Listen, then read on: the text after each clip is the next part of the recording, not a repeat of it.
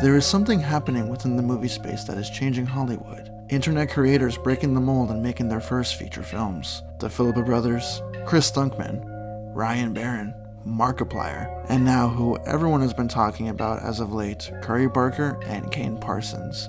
These two online creators single-handedly made more money in their first opening weekend than a Star Wars movie. Let that sink in for a minute. Earlier this year, Markiplier's Iron Lung was #1 in the box office, beating a Sam Raimi movie. Hollywood is changing, and the future is looking bright for indie filmmakers and creatives alike. I'm not going to go over every online creator that made it in the industry because we would be here for a while, so I'm going to go over some of my favorite creatives.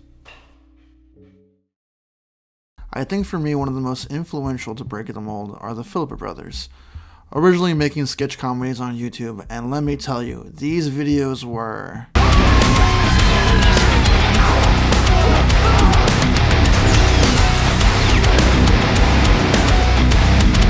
insane, for a lack of a better word. But with each video, you can tell their production value was getting more and more impressive with each upload. Fight choreography, camera work, large-scale crew, and some of the funniest line deliveries ever. They still hold up to this day, I swear. But the brothers wanted to do more than just do YouTube forever, so they went ahead and made Talk to Me. They got the right to adapt a short film script by producer Daley Pearsons, and they took the idea of teenagers talking to a possessed hand and ran with it. They had the experience from their YouTube channel to back up their skills, and all they had to do was just apply them. When the film was all done premiering at film festivals, A24 acquired the distribution rights and got the film to a larger wide-scale audience. You can literally see their reaction on their YouTube channel right now. It was one of their last uploads. Then last year they made Bring Her Back, which I gotta say was one of my favorite horror movies of the last year, and in general.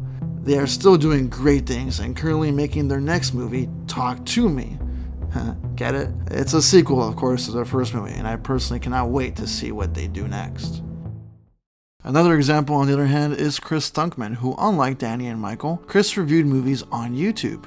On July 6, 2022, Chris announced that he was directing his first feature film. Now, Chris was also not a stranger to making movies, though definitely not as high budget as Danny and Michael, but he had a passion. He crowdfunded a good portion of the movie before director/producer Mike Flanagan saw what Chris was doing and decided to help. Now, the subject of Chris Dunkman and his movie reviews after Shelby Oaks coming out is a different video, but focusing on the fact that a movie reviewer on YouTube made a feature film is impressive. Say what you want on the final product. I overall think the film is very inspiring for all that it has to offer. Getting picked up by Neon and having seen the film in theaters with my friend, I can say I had a good time. Predictable for sure, but you can't deny the first 20 minutes of the movie really gripped you. These two YouTubers showing us that you can come from different sides of the coin and still make a feature film is inspiring. But this next guy might change the game. Enter Ryan Barron, or as he's known online, American Barron. He's an online influencer from TikTok and on Instagram, making his short skits online for everyone to see. Unlike the last two, he doesn't have a strong YouTube presence. But in 2025, a new creator group emerged called Creator Camp and gave online creators a chance to make their short films. Ryan was among these people, but he didn't want to make a short, he wanted to make a feature. So Creator Camp got a producer, and Ryan got $100,000 to make his feature film. He quickly wrote and shot the film in a month.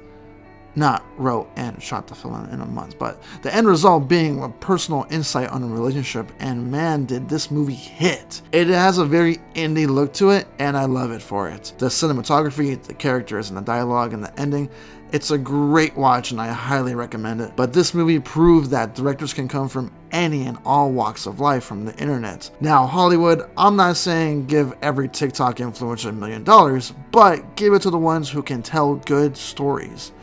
But what do I know? You're not going to listen anyways. Markiplier needs no introduction. We all know who he is and what he's capable of, because we are talking about Iron Lung, ladies and gentlemen. Mark wrote this film, acted in this film, directed this film, and edited this film. I think. He set up a whole rendering farm in his bathroom to get the blood simulations in the movie down to just what he wanted it to. And most notably, self-distributed film. When I say this man was a one-man army, I really mean it. He did almost all of it himself. With a budget of $3 million, he made a dream come true. He poured everything he had into this one project, and he didn't even know if it was going to do well, but he did it anyways. And that right there is what real dedication looks like. That's what artists do. The fans came and they praised the movie for all of its glory. The film well exceeded expectations in the box office, beating out Sam Raimi's new film, Send Help, 2 times in a row at the box office. This movie really made Hollywood look, even trying to get Mark's film off the box office records and failing to do so in the process. They couldn't fathom the idea of a gaming YouTuber, no less, to make that much a return. The film itself is brilliant. I stopped watching Markiplier sometime in high school, but the minute I heard he was in development to make a movie, I was instantly hooked. This man called up almost each and every movie theater in America to see if they could screen his movie, but to his amaze, AMC, Regal, Cinemark, and so many other theater chains picked up his movie and released it nationwide. If Markiplier proved anything, it's that you can do everything yourself and still be successful in the end of the day. Direct, act, edit, and distribute the film all on his own is a story that will be told in the coming years. And now here we are at the present day. Both Obsession and The Backrooms have been released. Curry Barker, who made sketch comedies for YouTube and social media alike, made his first theatrical movie, opening with $84 million on its first weekend, and since then has been gaining more and more money with each weekend. Recently, it just got a theatrical extension because it was so damn good. Kane Parsons, who is only 20 years old, made The Backrooms. Of course, he's known for his YouTube Blender animations about The Backrooms, and the other projects too. A24 picked him up when he was only 16 years old to make this movie a reality. His film opened up with $81 million on its first weekend.